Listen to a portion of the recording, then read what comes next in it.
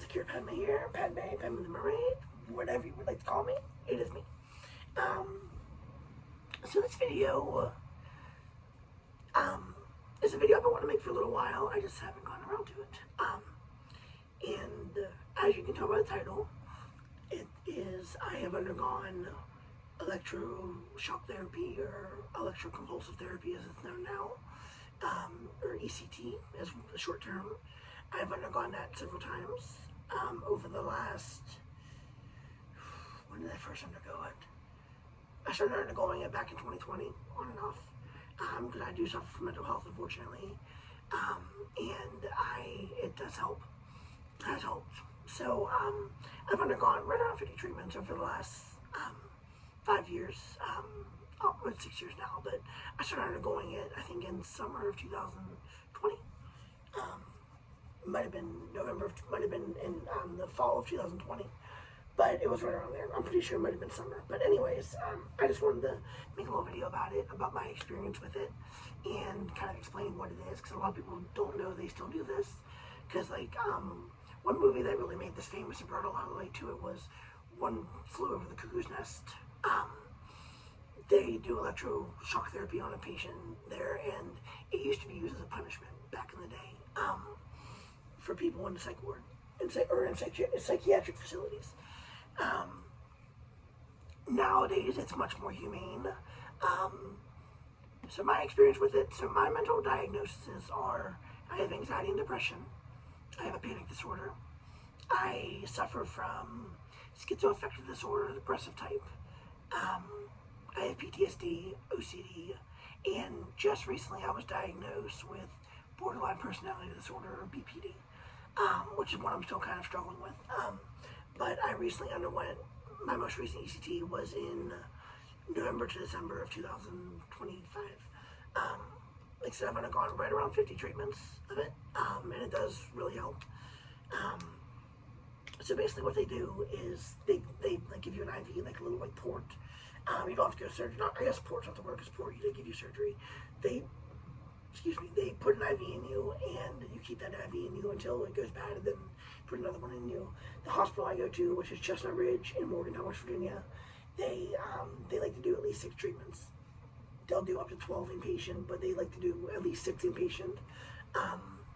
And like I said, I started this back in 2020, and over the years, like I said, I've had a total of, like I said, right around a little over 50 treatments now. I don't exactly remember the exact number. I think it's right around like 56, something like that. After the 6 I had in December, or November to December, I don't remember exactly for sure, obviously, but like I said, I think it's right around like 56, 57, 58, I think somewhere in there. I know it's not quite 60, but I know it's over 50. So basically what they do is they put an IV in you, they take you down to the room. The room is in the same building as the psych hospital. It's basically like a little like operating area. There's 3 beds lined up, put you on one of the beds, get you hooked up to fluids and everything, and they take you back in the room. They start putting like these little like prongs, these little like sticky prongs. They put usually some here, and usually behind the ear. Put a blood pressure cuff on your leg, just because, like, obviously, if you don't know what ECT is, or electro shock therapy, whichever you prefer to call it, it's where they hook you up to electrical prongs, and it makes you undergo a seizure. And it helps open up passageways in the brain for serotonin and dopamine and everything to flow more freely, and it helps a lot with mental health diagnoses. Like I said, due to everything I suffer from and have been diagnosed with, it does help tremendously. It helps with, because I hear voices and hallucination. I hear voices, and I usually have hallucinations, and my paranoia, and my depression, and my anxiety, and my obsessiveness. Like, it helps with all of it. So, like I said, they put all this polish in your head, and then they put an oxygen mask on you, just until you take some deep breaths, inject your IV with anesthesia. You go out, they induce a seizure, and then you're only out, and then they bring you out, and within 30 minutes, you're up. They take you back up to the hospital wing you're on. They also do this outpatient, by the way, as well. It's hard outpatient to do it, because you have to have someone come come there and you have to have someone wait with you inside. Like, you can't get dropped off, or you can't have someone bring you and then wait in the car. Like, they have to come in, wait in the lobby while you get all this done. And it's just, I don't really have anyone who could do that. Because everybody who could do that is, like, I didn't be about people I could think of as my grandparents, and they all deal with their own health issues and whatnot, and they all have their own lives.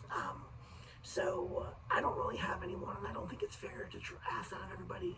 Like, if I could get dropped off and picked up, then it'd probably be a little easier. But anyways, so I usually, whenever I go undergo ECT, I undergo it inpatient, which means I get admitted to the psych ward and all that fun jazz. But yeah, that's basically it. As of how it's affected me, like I said, it's been extremely helpful. The only downside is it does affect my memory. Some people, it doesn't have any issue with their memory. With me, usually for a couple months, like a month or two, maybe 3 afterwards, after I go through like the series of 6 or more, depending on how many I decide to get. Because like I said, they like to do a minimum of 6 in the hospital. They'll do a maximum of 12 in the hospital, and then after that, they say like, hey, we'll do outpatient. So, yeah, like I said, for me personally, it's helped tremendously. Like I said, the only downside is it doesn't help with, or like it makes my memory pretty bad for a couple months. Like, I'll have problems remembering things long term. My short term memory is non-existent. Eventually it gets a little better. Like, I'm still suffering from it right now. Like, the memory issues, like I said, it usually last a couple months after my after I undergo the procedure. But yeah, that's really it about it. If you have any questions about ECT, Electro Shock Therapy, like I said, it's not called Electro Shock Therapy anymore. That's just, if you say ECT, Electro Convulsive Therapy, a lot of people are like, what's that? Some people are like, is that the same thing as Electro Shock Therapy? Because a lot of people know it. Like I said, there's other movies that it's been used in.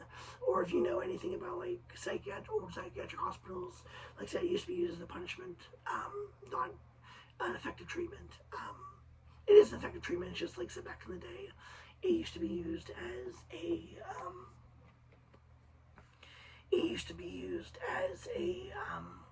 punishment.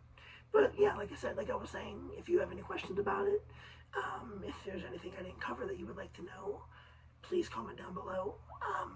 If you're also suffering from mental health and you have a hospital in your area, a psych hospital in your area, and if you're interested in it, I highly recommend you do some research before going to the hospital. Make sure that there's somewhere near you that offers it.